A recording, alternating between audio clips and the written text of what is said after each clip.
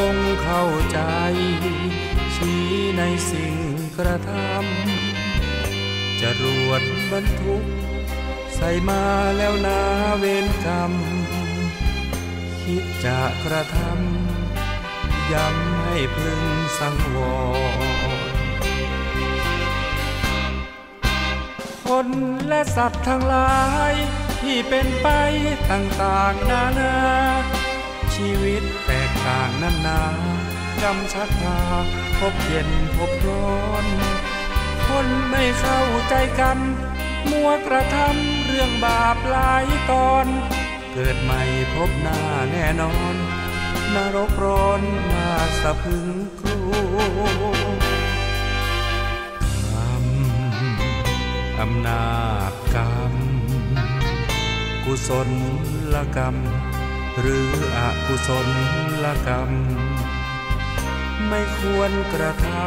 ำกรรมที่ผิดติดตัว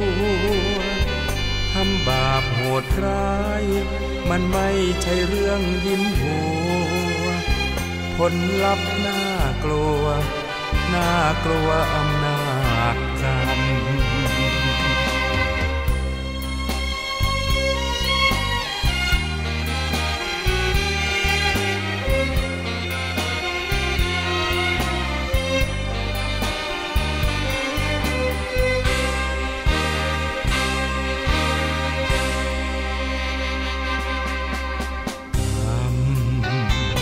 อำนาจกรรม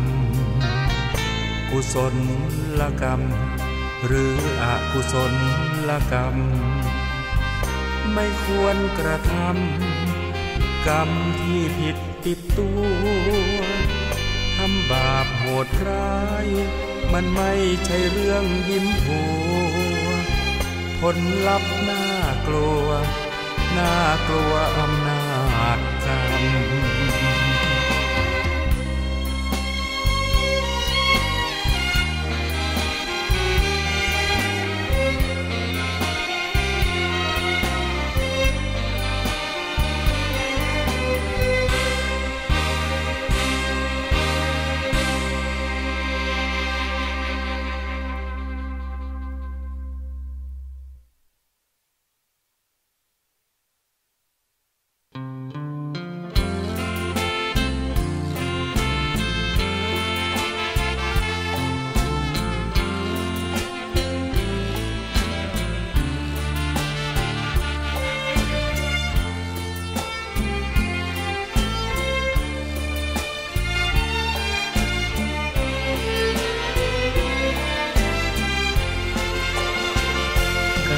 เกิดเป็นทุกข์เหตุทำให้เกิดทุกข์ช่องทางดับทุกข์นั้นคืออุเบกขาอริยสัจสี่รวมความได้เห็นปัญญาส่องฉายบัญชาในภาวะจิตในโลกิยธรรมโลกุตระธรรมจุดเชื่อมที่นำเจริญสมาธิใจโคตระภูญาณเชี่ยวชาญมั่นคงสดใสปัจจักตั้งใช้อธิบายถ่ายทอดให้เห็นโคตระภูญาณสิ่งที่พระองค์ทรงรู้แต่ไอสไตล์ไม่รู้เหมือนมองไม่เป็นวิทยาศาสตร์ไม่อาจพิสูจน์ประเด็นพระองค์ทรงเห็นเพราะอยู่ในญาณชั้นสูงรู้แจ้งแจ่มชัดการเปลี่ยนแปลงยิ่งนักกฎพระไตรลักษณ์ชักนำใจปรับปรุงกายนอกกายในแยกได้ปัญญาจะรุ่งมรรคญาณเรื่องรุ่งเข้าเขตโสดาบัน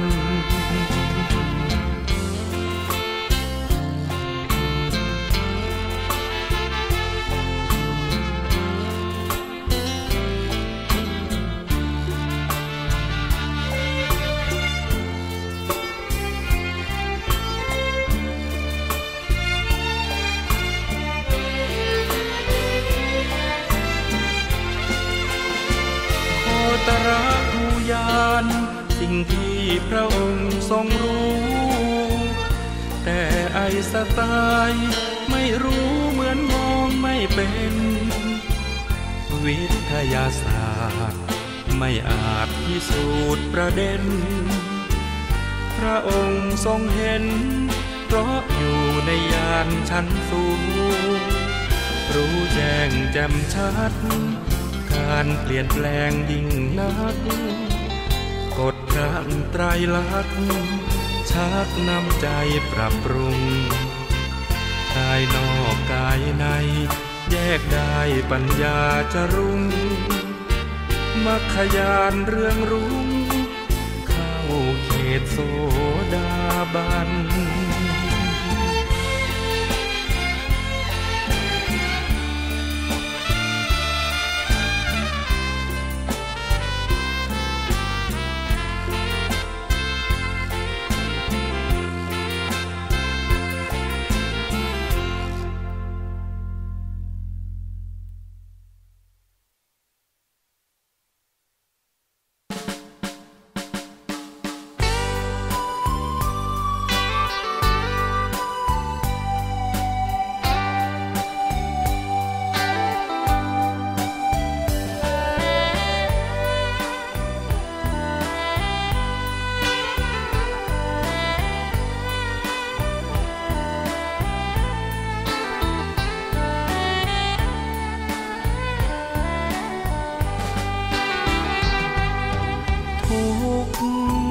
นั้นมี3 กองขอเชิญพี่น้องมาฟังเรื่องความทุกข์โลกแสนวุ่นวายมากมายปัญหามันรุกคนมีแต่ทุกข์ทวีทุกวี่ทุกวันทุกข์ทางกายและใจข้อหนึ่งฟังไว้เอาไปปรุงปรับแบ่งปันคำสอนมีมาทุกขเวทนาดื้อรั้นทุกหยาบเหนือชั้นคือทุกขเวทนาข้อ2ความทุกข์เรียกทุกขลักษณะทุกจริงจริงนะหรือทุกครั้งนั้นแลนาสภาพไม่คงที่เปลี่ยนไปตลอดเวลาคิดไปคิดมากายารอท่าแต่ทุกข์ข้อ3ต่อไปเรียกว่าทุกข์ในอริยสัจเป็นทุกข์รูปนามกายใจทุกข์ในขันธ์5ยิ่งทุกข์1ทุกข์2ทุกข์3ทุกข์โอ้ทุกข์3 กอง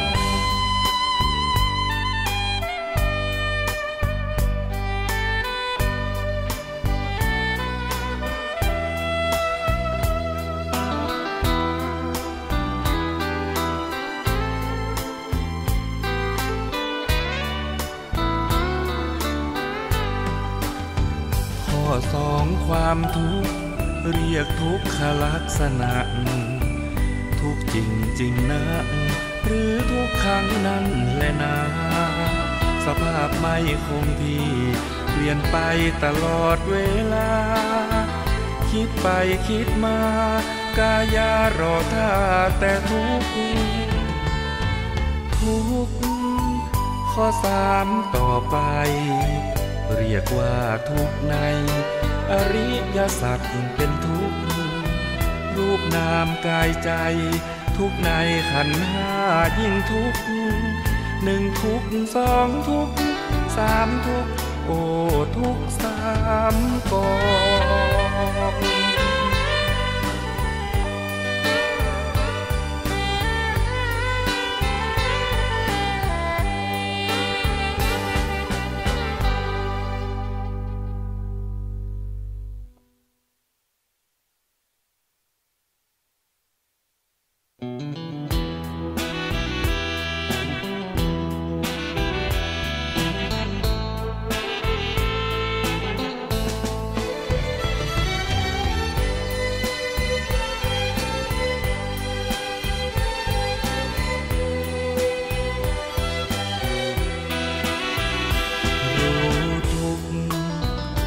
สมุทัย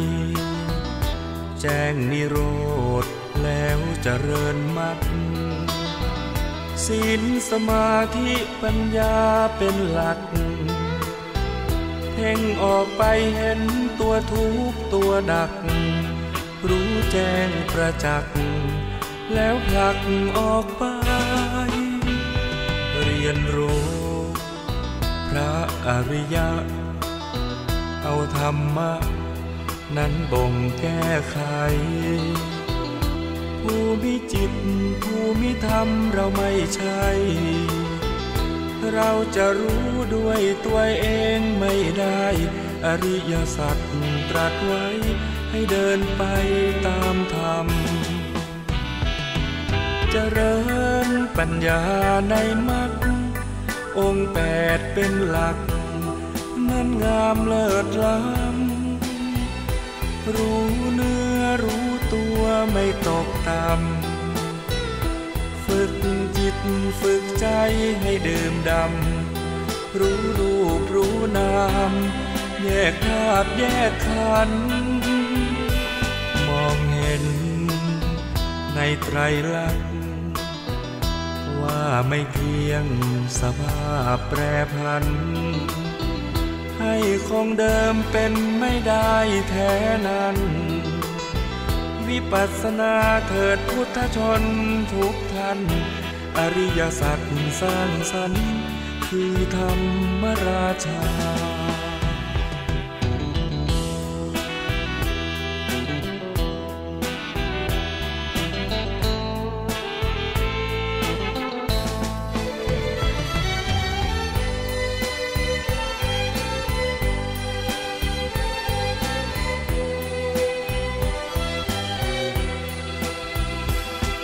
เจริญปัญญาในมรรคองค์แปดเป็นหลักนั้นงามเลิศล้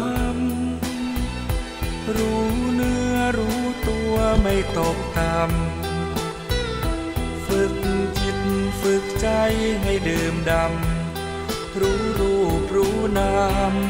แยกธาตุแยกขันธ์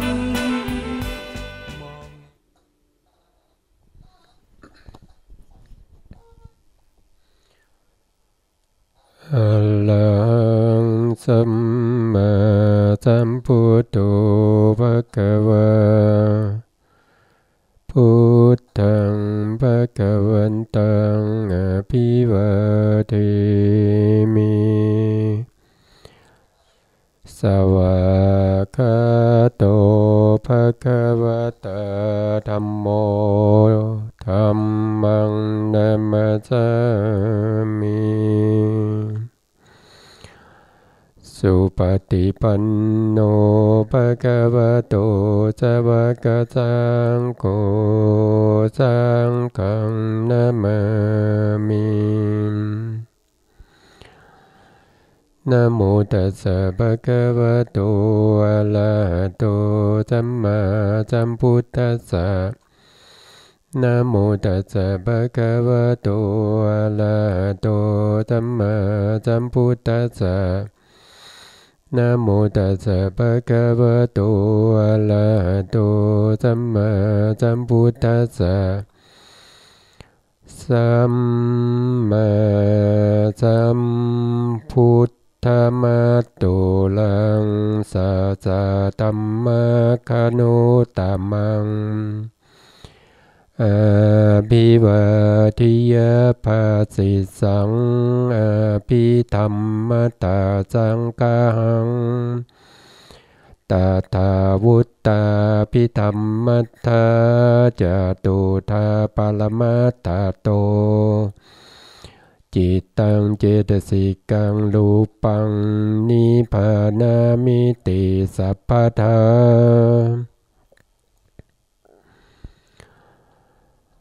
ขอกราบนมัสการพระเถราพระเถรานุเถระ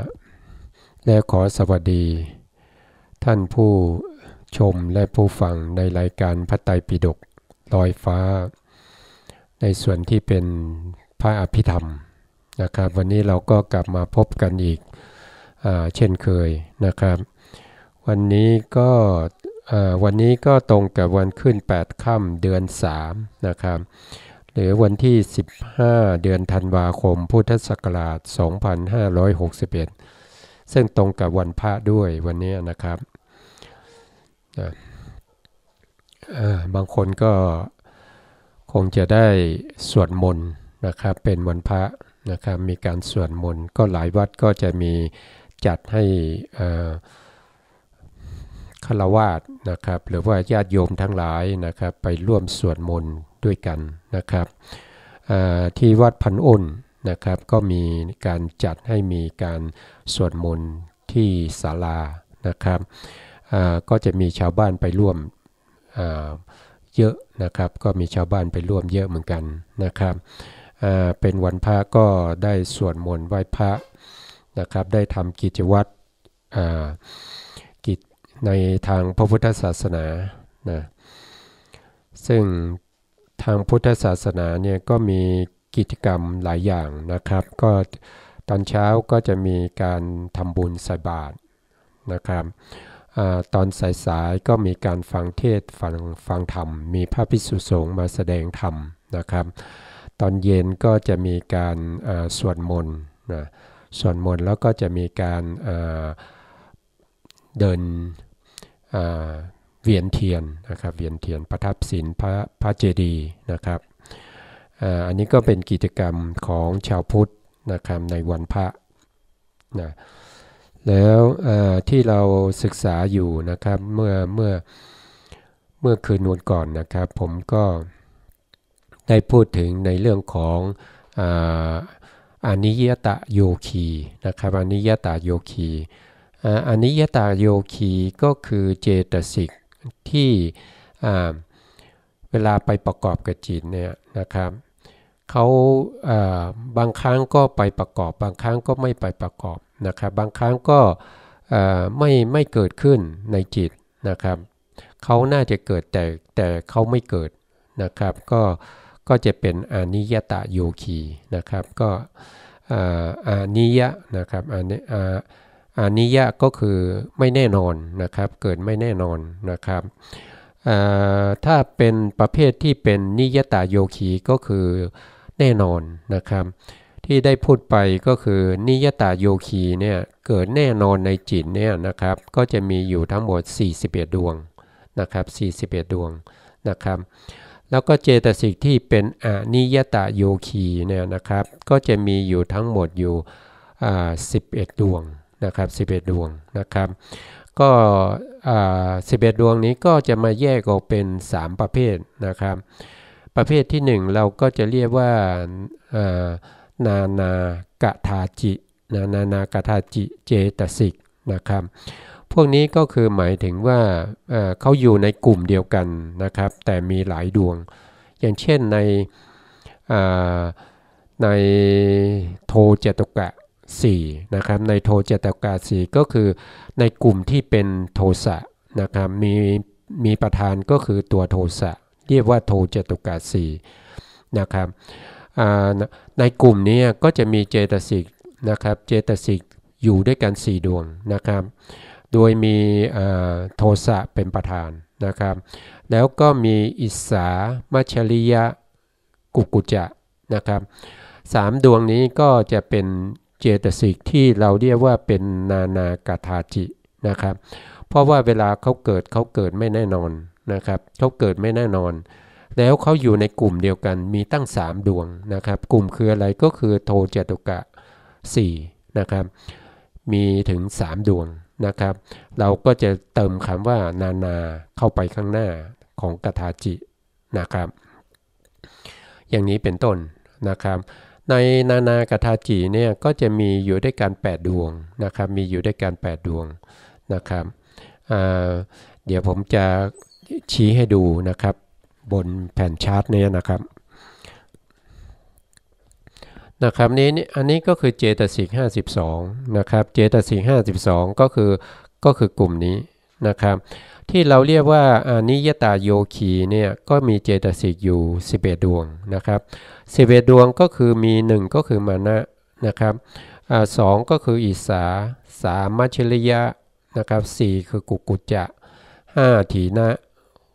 6คือมิทธะนะครับ7คือสัมมาวาจา8คือสัมมากัมมตะ9คือสัมมาอาชีวะ10ก็คือกรุณานะครับ11ก็คือมุทิตานะครับพวกนี้จะเป็นอานิยตาโยคีนะครับอานิยตาโยคีอานิยตาโยคีก็คือเวลาไปประกอบกับจิตเนี่ยเขาประกอบไม่แน่นอนนะครับบางครั้งก็ประกอบบางครั้งก็ไม่ประกอบนะครับอันนี้ก็ขึ้นอยู่กับอะไรก็ขึ้นอยู่กับอารมณ์นะครับขึ้นอยู่กับอารมณ์ที่เขารับอยู่นะครับว่าดวงไหนจะประกอบหรือไม่ประกอบนะครับขึ้นกับสภาวะของตัวธรรมชาติหรือองค์ธรรมนะครับองค์ธรรมของอนิยตาโยคีด้วยนะครับที่เรียกว่านานาคทาจิเนี่ยนะครับก็เราก็จะเห็นอย่างเช่นอย่างนี้นะครับโทจตุกะ4เนี่ยนะครับเขาอยู่ในกลุ่มเดียวกันเนี่ยนะครับแต่เขาเป็นอนิยตาโยคีถึง3ดวงเขามีกลุ่มเขานะครับเขามีถึง3ดวงเพราะฉะนั้นอย่างนี้เราก็จะเรียกว่าเป็นนานาคทาจินะครับแล้วก็ตรงนี้อีกวิรติ3นะครับวิรติ3ก็เขาอยู่ในกลุ่มที่เป็นวิรติก็มีอยู่3ดวงแล้วเขาก็เป็นกทาจิด้วยนะครับเพราะทั้ง3ดวงนี้เป็นกทาจินะครับเพราะฉะนั้นเราก็เติมคำว่านานาคทาจิเข้าไปอีกนะครับใน3ดวงนี้ก็เป็นนานาคทาจินะครับแล้วก็ยังมีอัปปมัญญาเจตสิก2นะครับอัปปมัญญาเจตสิก2เนี่ยก็เป็นอนิยตาโยคีเหมือนกันนะครับแล้วเพราะฉะนั้นเขามีอยู่2ดวงใช่ไหมครับในกลุ่มเขานี่มี2ดวงทั้ง2ดวงก็จะเป็นอนิยตาโยคีคือเขามีมากกว่า1นั่นเองก็เลยเติมคำว่านานาเข้าไปตรงกทาจินะครับกทาจินะคือเราแยกออกมาจากนิยตาโยคีนะครับนิยตาโยคีก็หมายถึง11ดวงนะครับเอา11ดวงนี้มาแยกออกก็จะเป็นกทาจินะครับแยกออกมาก็เป็นกทาจินะแล้วทีนี้ถ้าในกลุ่มเขาเนี่ยมีอยู่ตั้งแต่2ดวงขึ้นไปเราก็เติมคำว่านานาเข้าไปอีกนะครับก็จะเป็นนานากทาจินะครับนานากทาจิเพราะว่าอีกข้อหนึ่งก็คือนานากทาจิเนี่ยอย่างเช่นกรุณามุทิตาเนี่ยเขาจะไม่เกิดพร้อมกันนะครับเขาจะไม่เกิดพร้อมกันเวลาเกิดเขาจะเกิดแยกกันเกิดนะครับแยกกันเกิดถ้ากรุณาเกิดเนี่ยมุทิตาไม่เกิดนะครับเช่นเดียวกับวิรติ3นะวิรติ3เนี่ยนะครับก็จะเกิดไม่พร้อมกันนะครับเกิดไม่พร้อมกันนะครับแล้วก็อิสากับมัชฌริยะเนี่ยอิสามัชฌริยะแล้วก็กุกุจจะเนี่ยเวลาเกิดก็เกิดไม่พร้อมกันนะครับเพราะฉะนั้นก็เราก็จะให้ชื่อว่าเป็นนานาคทาจินะครับนานาคทาจิตรงที่เป็นถีนมิทะตรงนี้นะครับกลุ่มที่เป็นถีทุกกะเจตสิก2ดวงนี้เขาในกลุ่มเขาเนี่ยก็มี2ดวงนะครับในกลุ่มเขานี่ก็มี2ดวงเขาน่าจะได้ชื่อว่าเป็นนานาคทาจินะเขาน่าจะได้ชื่อว่านานาคทาจิแต่เขาไม่ชื่อว่านานาคทาจิเขาไปชื่อว่าสหคทาจิก็เพราะว่าเขาเกิดพร้อมกันนะครับถีนกับมิทาเนี่ยต้องเกิดพร้อมกันนะครับแยกกันเกิดไม่ได้นะครับไม่เหมือนกับอิสามัชฌริยะกุกุจจะอันนี้ต้องแยกกันเกิดนะครับจะเกิดพร้อมกันไม่ได้นะครับแต่ถีนมิทาเนี่ยเขาเกิดพร้อมกันนะครับแล้วเขามี2ดวงเพราะฉะนั้นก็เราให้ชื่อว่าเป็นสหคทาจินะสหคทาจินะครับแล้วมีอีกดวงหนึ่งที่อยู่ในกลุ่มของโลติกะเจตสิก3นะครับก็มีเฉพาะตัวมานะนะครับตัวมานะดวงเดียวที่เป็นนิยตาโยคีนะครับมีดวงเดียวเท่านั้นแล้วก็เกิดไม่เวลาจะเกิดเนี่ยไม่แน่นอนนะครับไม่แน่นอนถ้าอารมณ์นั้นไม่มีการเปรียบเทียบมานะก็จะไม่เกิดนะครับถ้ามีการเปรียบเทียบเราดีกว่าเขาดีกว่าเราอะไรพวกนี้นะครับมานะถึงจะเกิดแล้วก็อยู่ดวงเดียวนะครับมีอยู่ดวงเดียวเพราะฉะนั้นเราจึงให้ชื่อว่ากทาจินะครับถ้ามีใครมาถามว่ากทาจิในอนิยตาโยคีกทาจิมีกี่ดวงเราก็ตอบได้ว่ามี1ดวงคืออะไรก็คือมานะเจตสิกนะครับ แต่ถ้าเขาถามว่าในอนิยตาโยคี11ดวงนั้นมีนานากถาจิอยู่กี่ดวงนะครับมีนานากถาจิอยู่กี่ดวงเราก็ตอบได้ว่ามีอยู่8ดวงคืออิสสาเจตสิกมัชฌิริยเจตสิกกุกุจจะเจตสิกสัมมาวาจาเจตสิกสัมมากัมมันตะเจตสิกสัมมาอาชีวะเจตสิกกรุณาเจตสิกมุทิตาเจตสิกพวกนี้เป็นนานากถาจินะครับแต่ถ้ามีคำถามว่านะในอนิยตาโยคี11ดวงนั้นมีสหคัตถาจิอยู่กี่ดวงก็ตอบได้ว่ามีอยู่2ดวงนะครับ2ดวงก็คือทีนะกับมิทะนะครับคือที่เขาเป็นอนิยตาโยคีเพราะว่าเขาเกิดขึ้นไม่แน่นอนนะครับเกิดขึ้นไม่แน่นอนแล้วก็บางครั้งเกิดบางครั้งไม่เกิดแล้วก็เจตสิกบางดวงก็เกิดบางดวงก็ไม่เกิดนะครับที่เป็นอนิยตาโยคีนะครับเพราะฉะนั้นจึงมีการแยกออกมานะครับแล้วในเจตสิก52นี้นะครับเป็นอนิยตาโยคี11นะครับเป็นอนิยตาโยคี11ถ้ามีคำถามว่านะครับเจตสิก52ที่เป็นนิยตาโยคีมีเท่าไหร่นะครับนิยตาโยคีมีเท่าไหร่นะครับก็เอา52ตั้งลบด้วย11นะครับก็จะได้เท่ากับ41ดวงนะครับ41ดวงนะครับ41ดวงก็คืออะไรก็คืออัญญสมานะเจตสิก13นะครับอัญญสมานะเจตสิก13นะครับแล้วก็โมจตุกะเจตสิก4นะครับแล้วก็โลภะทิฏฐินะครับโทสะนะครับแล้วก็วิจิกิจฉานะครับแล้วก็โสภณสาธารณเจตสิก19นะครับสีเหลืองๆเนี่ยนะครับมี19นะครับแล้วก็ปัญญาอีก1นะครับอันนี้ก็คือ41นะครับ41ดวงที่เป็น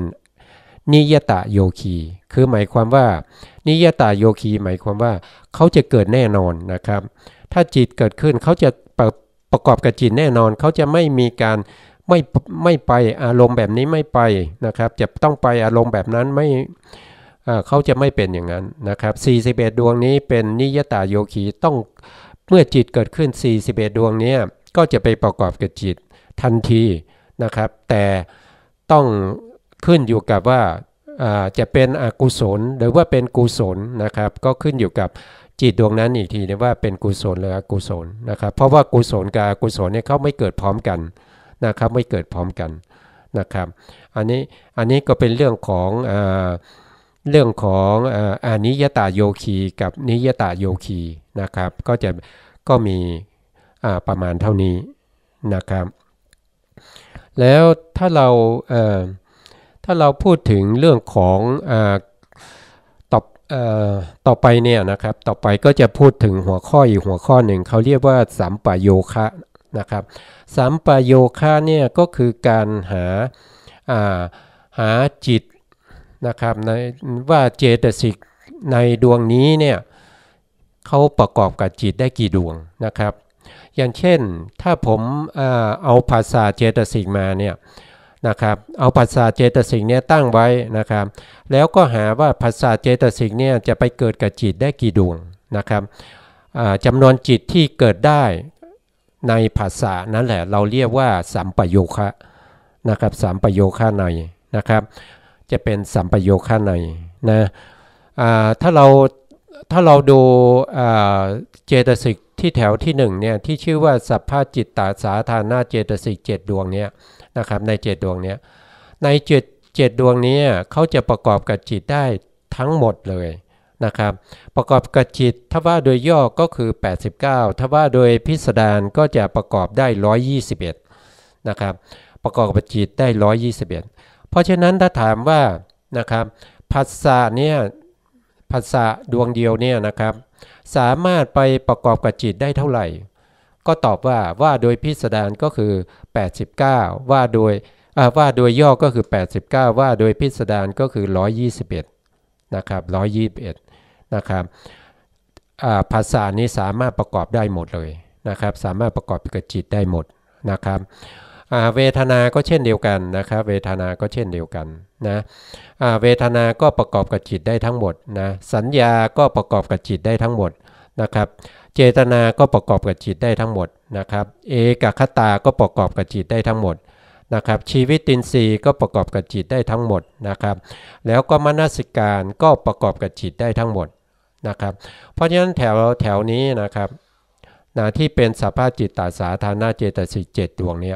ถ้ามันจิตดวงใดดวงหนึ่งเกิดขึ้นไม่ว่าจะเป็นกุศลเป็นอกุศลเป็นวิบากเป็นกิริยานะครับเป็นรูปาวจระหรือว่าอรูปาวจระหรือว่าเป็นมรรคจิตผลจิตเจตสิก7ดวงนี้จะต้องเข้าพร้อมกันเลยนะครับเข้าไปประกอบในจิตนั้นพร้อมกันนะครับก็จะมี7ดวงแล้วนะครับ7ดวงนี้นะเพราะฉะนั้นถ้าเราว่าโดยสัมปโยคะในเนี่ยเขาเจตสิกทั้ง7ดวงที่เป็นสัพพจิตตสาธารณเจตสิก7เนี่ยนะครับเขาก็จะได้ในหนึ่งที่เป็นสัมปโยคะในเป็นในที่1นะครับนะครับเป็นในหนึ่งนะครับตรงนี้นะครับในหนึ่งนะต่อมาก็จะพูดถึงตัววิตกนะครับตัววิตกเนี่ยก็คือเจตสิกที่จะประกอบกับ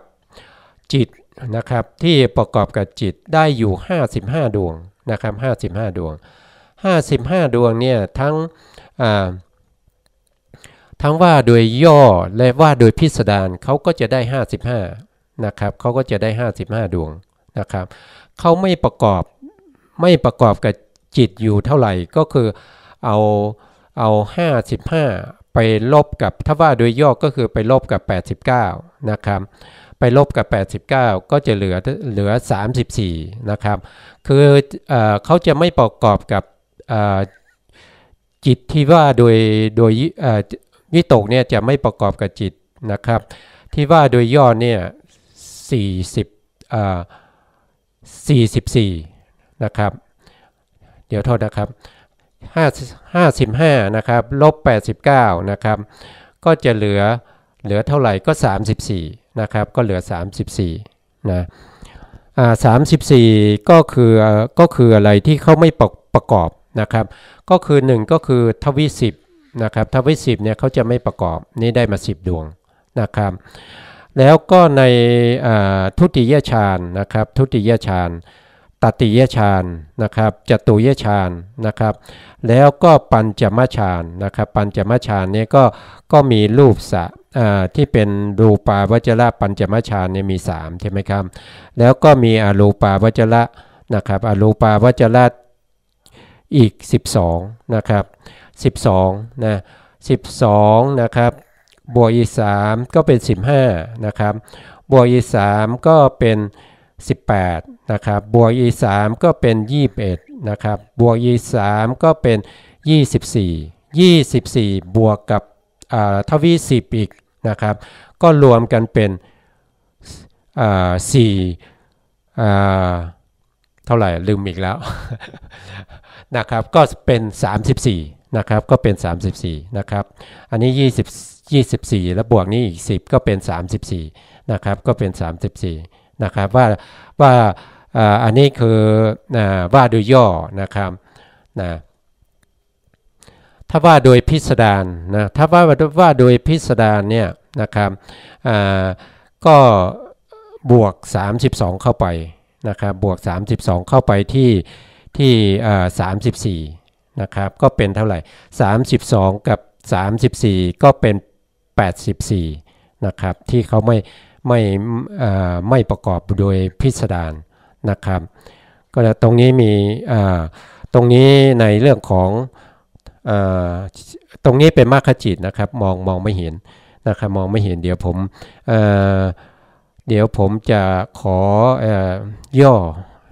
แผ่นชาร์ตลงนิดหนึ่งนะครับ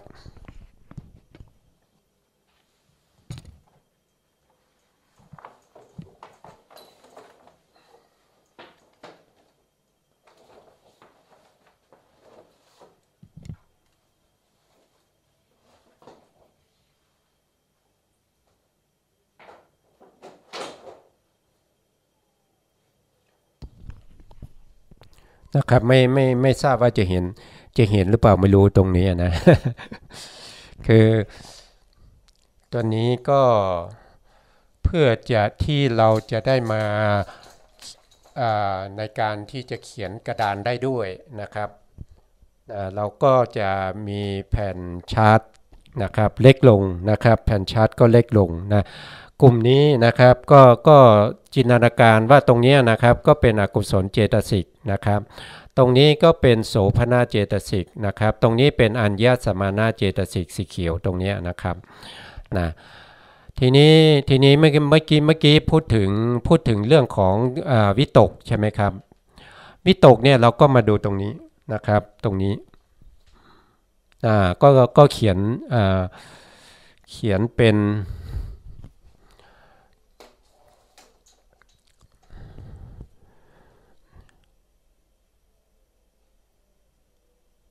นะครับก็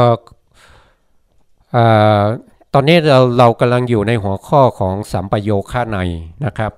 สัมปโยคะในนะครับสัมปโยคะในเนี่ยก็จะมีอยู่นะสัมปโยคะในเนี่ยก็จะมีอยู่16ในด้วยกันนะครับ16ในด้วยกันนะครับใน16ในเนี่ยเราก็จะมาพูดคุยกันใน16ในนะครับในที่1เราได้ไปแล้วนะครับในที่1ได้ไปแล้วก็คือสัพพจิตตสาธารณะเจตสิก7ดวงนี้นะครับสัพพจิตตสาธารณะเจตสิก7ดวงนี้ก็คือผัสสะเวทนาสัญญานะครับเอกคตานะครับ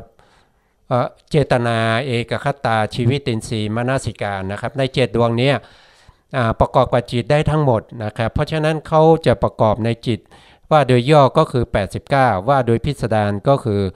121ได้หมดเลยเพราะฉะนั้นก็ถือว่าสัพพจิตตสาธารณะเจตสิก7ดวงนี้เป็นในหนึ่งนะครับเป็นในหนึ่งนะครับ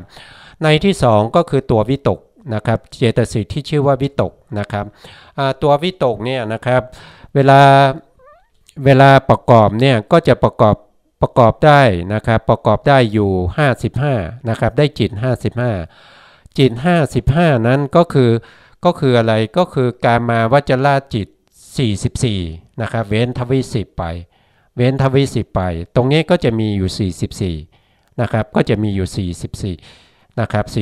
44แล้วก็ไปบวกกับปฐมฌานอีกนะครับปฐมฌานที่เป็นรูปาวจระ3ใช่ไหมครับแล้วก็ไปเป็นโลกุตระอี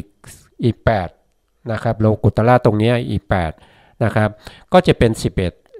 นี่ไปบวกกับ44ก็เป็น55นะครับก็จะเป็น55นะแล้วไม่ประกอบนะครับไม่ประกอบเนี่ยก็จะเป็น66นะครับไม่ประกอบเนี่ยจะมีอยู่66นะครับ66ก็คืออะไรก็คือทุติยฌาน11ตติยฌาน11ปัญจมฌาน11จตุยฌาน11แล้วก็ปัญจมฌานเนี่ยมีอยู่23นะครับ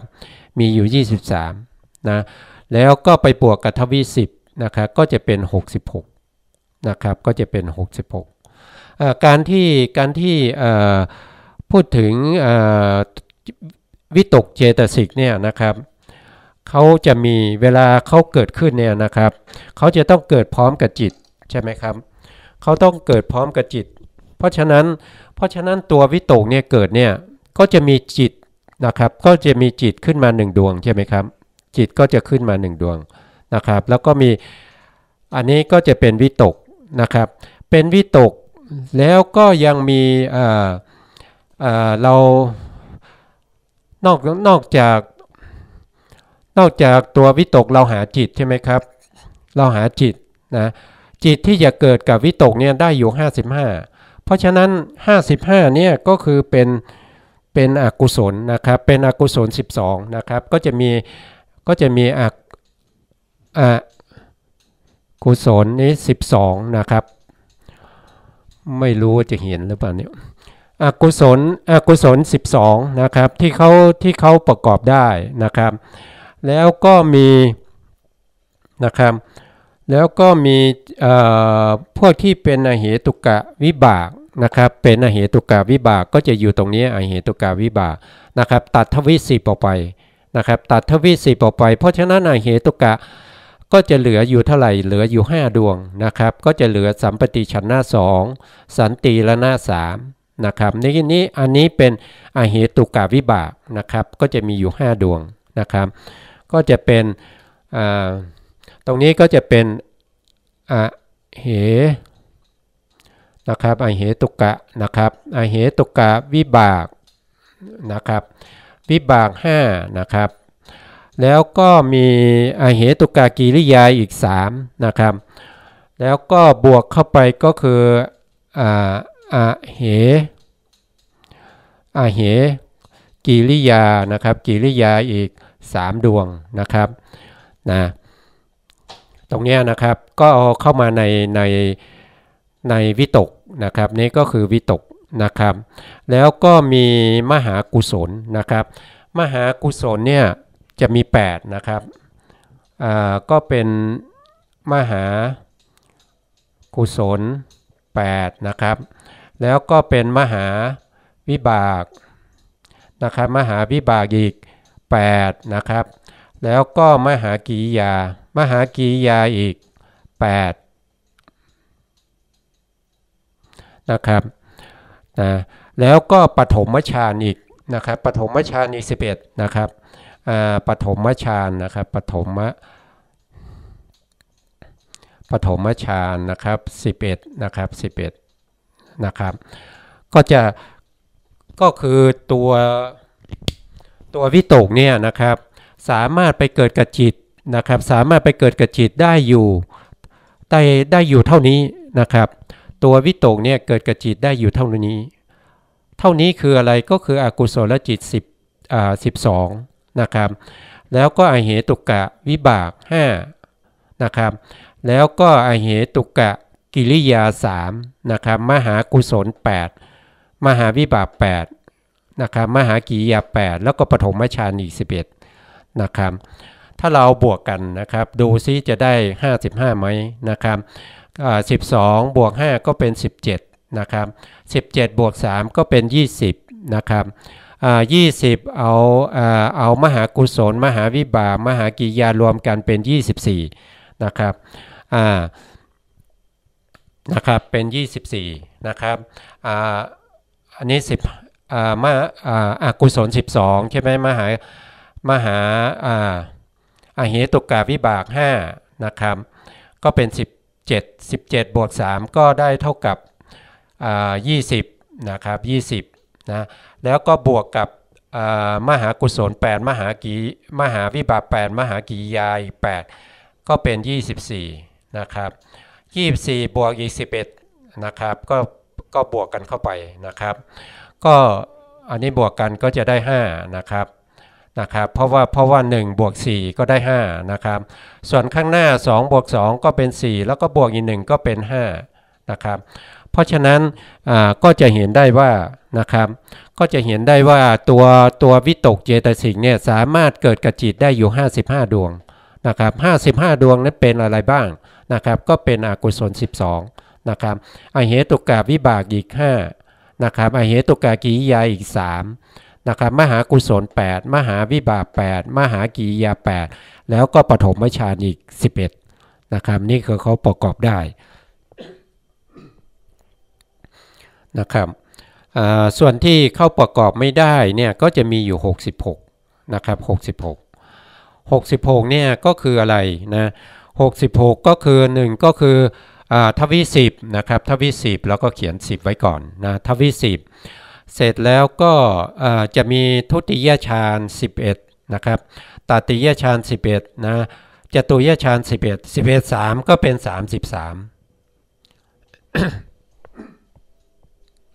ขออภัยครับก็จะเป็น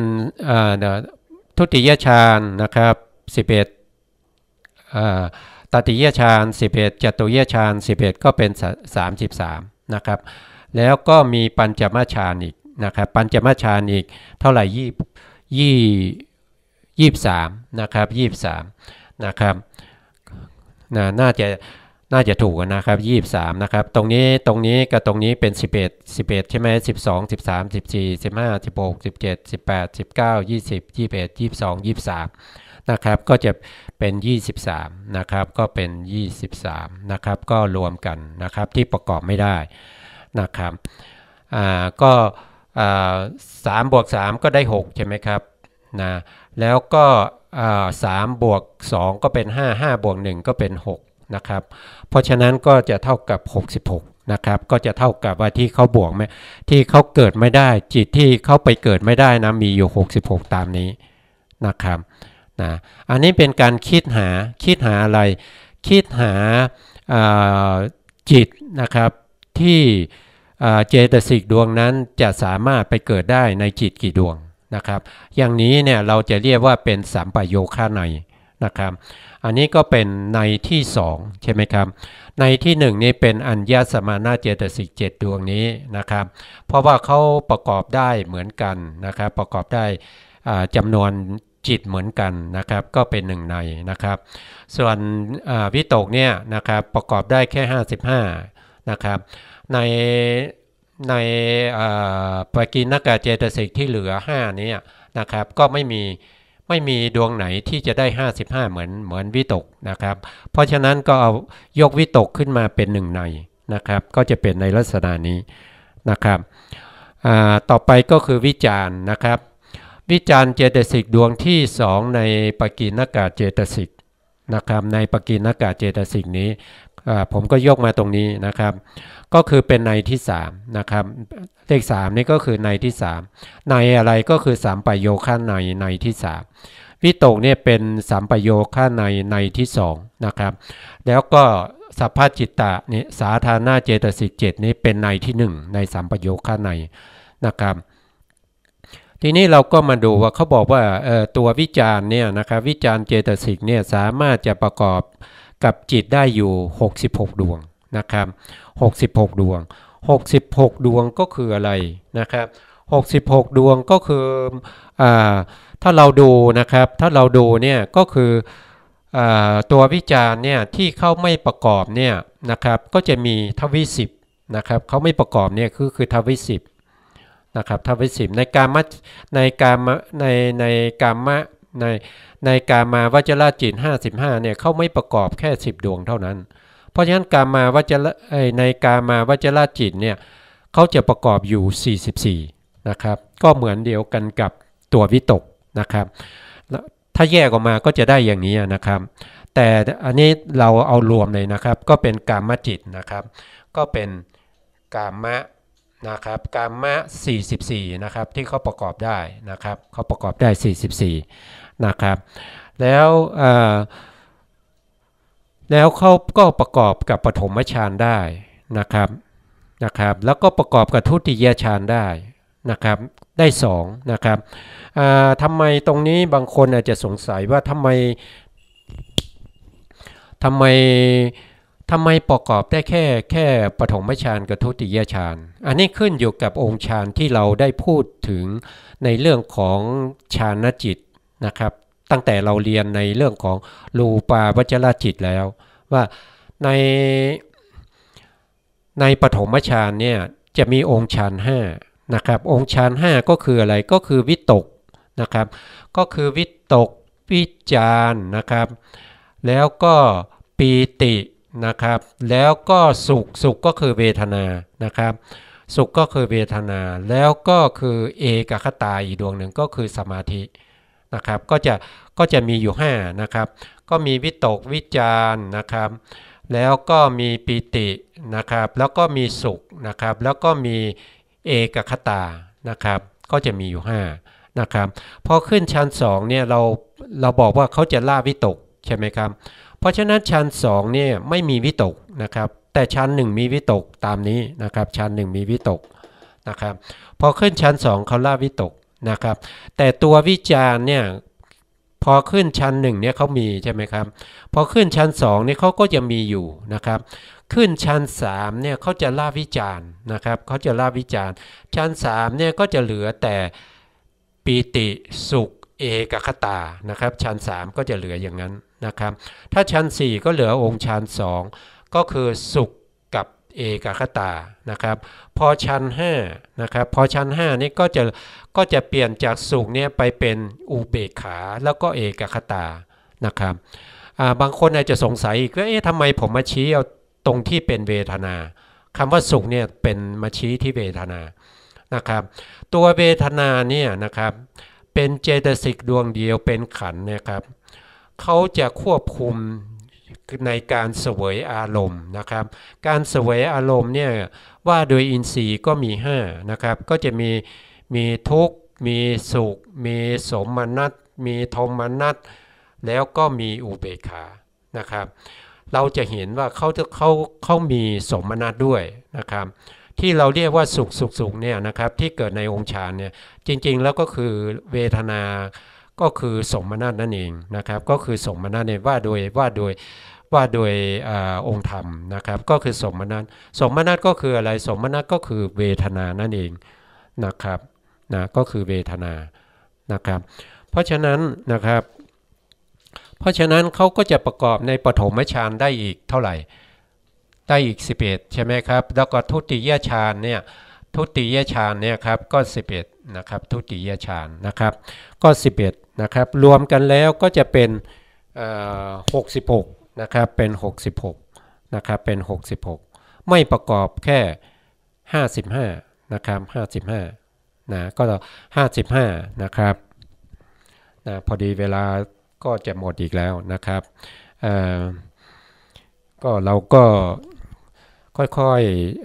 ๆดูกันไปนะครับค่อยๆศึกษากันไปนะครับไม่ต้องรีบร้อนนะครับเน้นเรื่องความเข้าใจนะครับเพื่อให้เราเกิดความเข้าใจทุกๆคนนะครับทุกท่านที่ดูนะครับผมก็พยายามจะหาสิ่งที่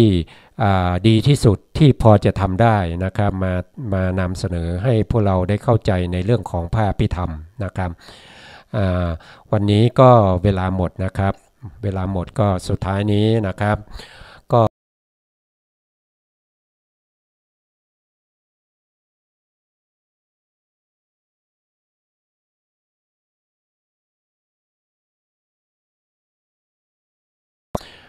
พระครูสมุทรวิสุวัตรวรกิจโจผู้อำนวยการสถานีนะครับแล้วก็เจ้าหน้าที่สถานีทุกท่านนะครับ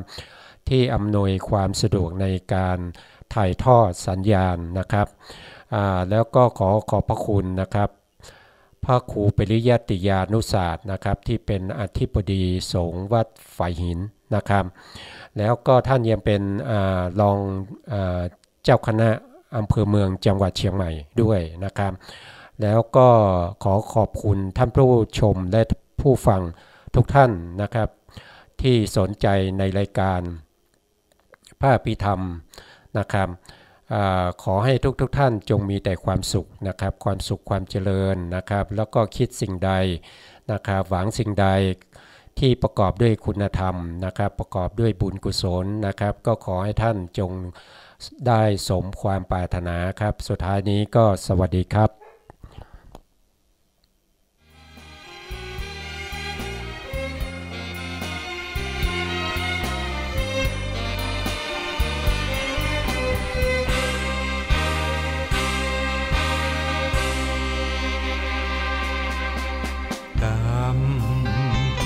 อำนาจกรรม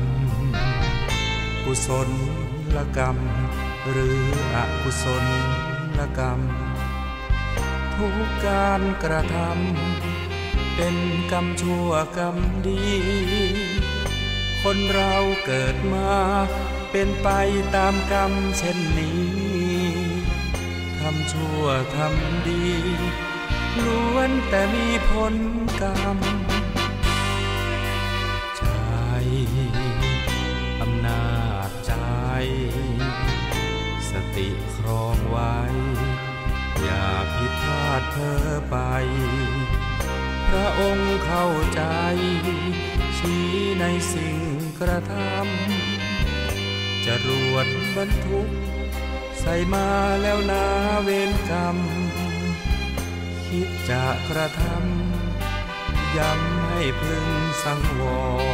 รคนและสัตว์ทั้งหลายที่เป็นไปต่างๆนานาชี ชีวิตแตกต่างนั้นนากรรมชักพาพบเย็นพบร้อนคนไม่เข้าใจกันมัวกระทำเรื่องบาปหลายตอนเกิดใหม่พบหน้าแน่นอนนรกร้อนน่าสะพรึงกลัวอำนาจกรรมกุศลกรรม